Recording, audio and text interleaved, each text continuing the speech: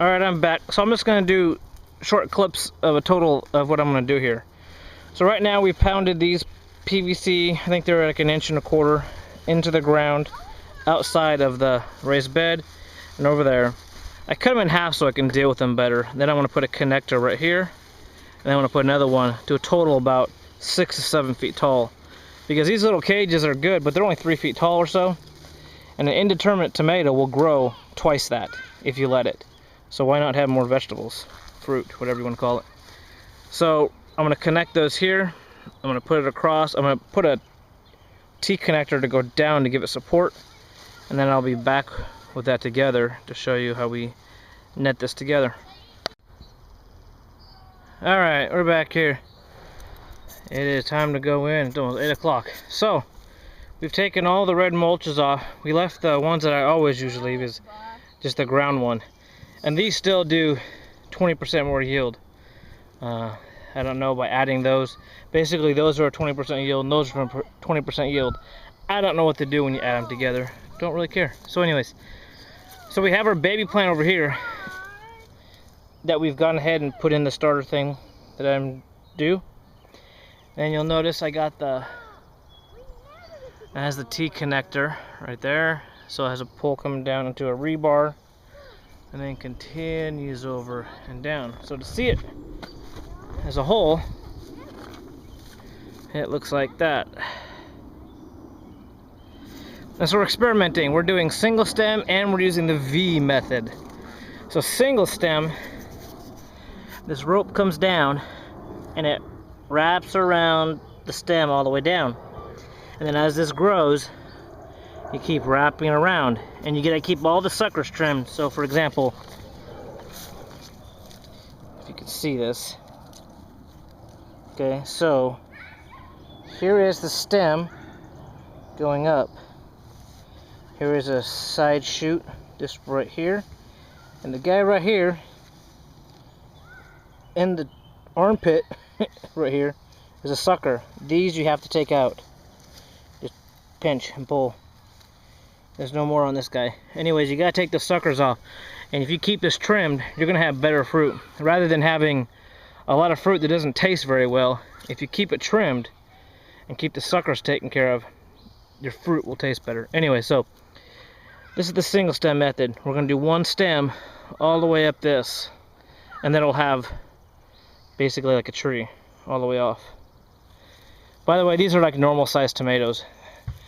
And this one right here is a cherry tomato, but most of these are large ones. You're not as aggressive when you trim the cherry tomatoes.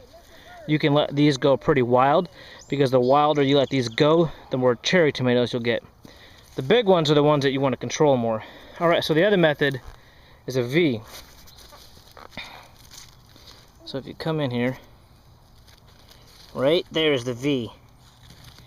So it's wrapped all the way here, and then one, if I can show you, one goes that way, and it goes up this string, and then this string takes this side.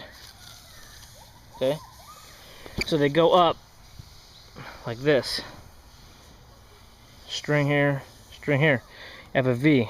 So this one right here, you can see, is a V. This one we're going to single stem.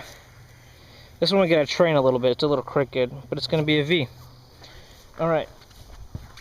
When you do raised bed and tomatoes, you pretty much have to do some sort of cage. Now this is a bit large. Normally you can get away with a smaller frame, and a lot of times you can plant them on the width here and have little small frames, especially if you just have a 4x4 bed.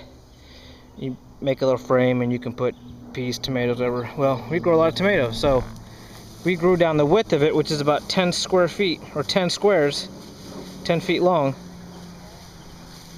And so then you have to have a system. So I went a little big for a little sturdy one. And you also can do things. You can make a wall with this. Like technically you could line a 1 foot wide raised bed all the way down there. And you could do the same method. Then you get peas in it. And you could basically create a wall, which I plan to do tomorrow, next year. because all the wind comes this way. So it's pretty rough in here on the wind. So I'm trying to find a way to, I could put blackberries over there, some other thing. All right, so that's the cherry tomatoes. There's more to it than that, but that's it in a nutshell. So these over here, those little baby guys right there, they're all gonna get this treatment. And then I'll put another trellis. And that's it. So I'll keep you updated. We'll have, these will just gradually grow and grow and grow. In fact, we already have tomatoes. We've got little, I should say, seeds, blossoms right there. I know it's kind of hard to focus. And we have never had them this early.